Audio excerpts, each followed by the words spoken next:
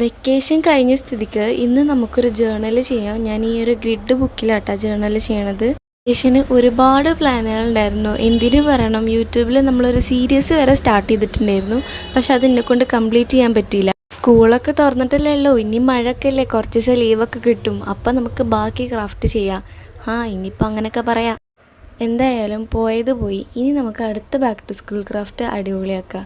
അപ്പോൾ ഈ ഒരു സ്പ്രെഡിനെ പറ്റി പറയുകയാണെങ്കിൽ, ഈ ഒരു സ്പ്രെഡ് ഞാനൊരു ഗ്രീൻ റെഡ് ആ ഒരു തീമിലാണ് കേട്ടോ ചെയ്തിട്ടുള്ളത്.